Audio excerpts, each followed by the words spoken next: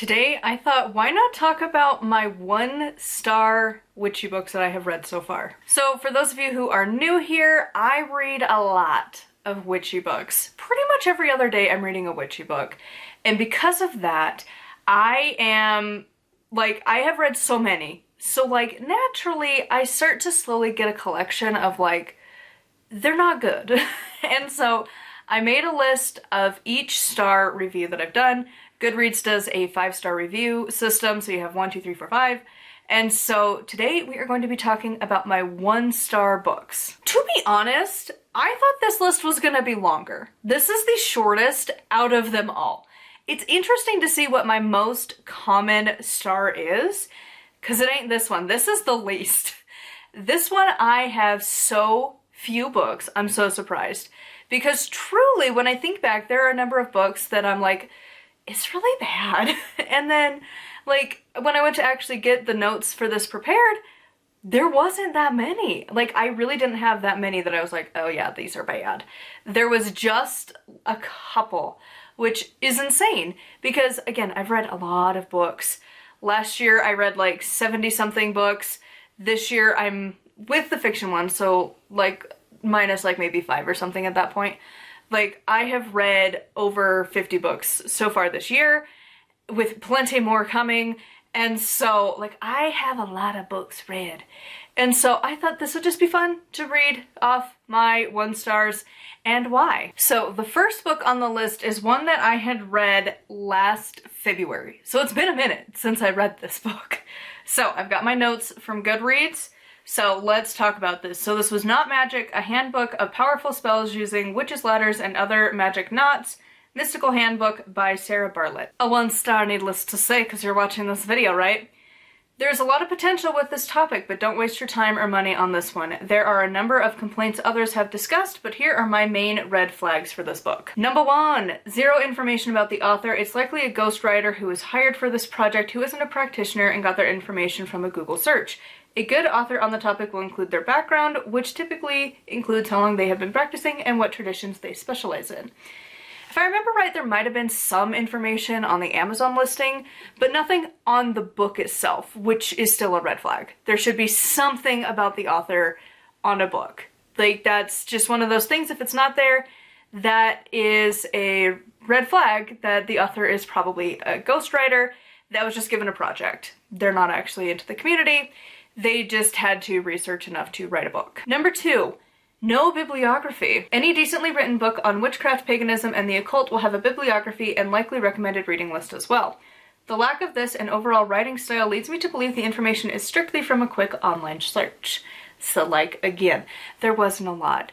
And any book that doesn't include their bibliography and at least have recommended reading, that's a red flag. Number 3, many other reviewers have mentioned this, and I have got to agree. The oath is out of place. If you are going to have a book for harming none, a mostly Wiccan practice, keep it consistent. Many of the spells included directly take away the will of others, which causes harm. And they were pretty rough. If you remember the review, we went into some details.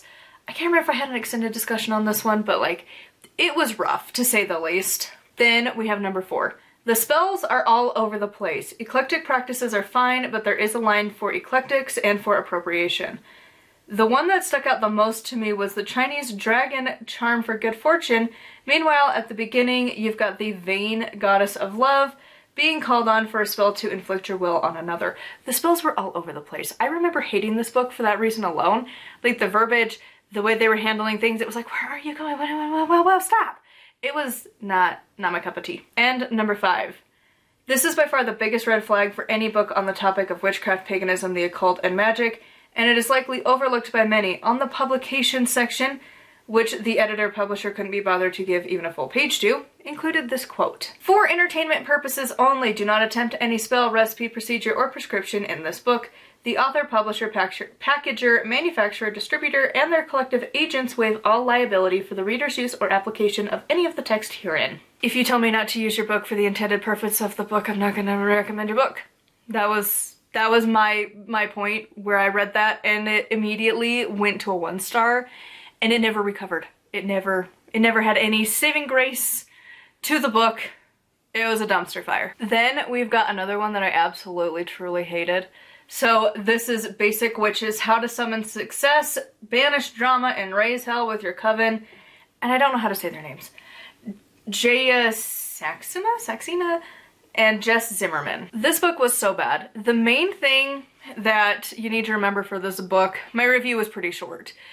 It says on page 13 that this is not for actual witches. This is not for witchcraft, paganism, any of that. That crowd, this is not the book for you. It is instead a teen book that is problematic across the board. And their review that I did goes into a lot of details, but it is so cringe of a book. It is truly the worst. If a fire was to happen, this is the book I would add as fuel to not have it exist. It's so bad. All across the board. It's somewhere trying to be feminist, but is not, and failing miserably. It's just laughable, and it's making fun of witches.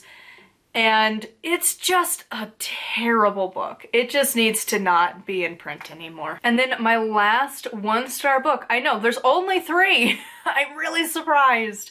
Only 3. These were my top tier, absolutely no redeeming qualities to these books at all books. And this one was one from this year, from February. And this was Path of the Dream Healer by Adam. I hated this book so much. So, this is another book with the same mentality as The Secret. While it can be useful to have a shift in your mental attitude, it should be paired with the encouragement of modern medicine.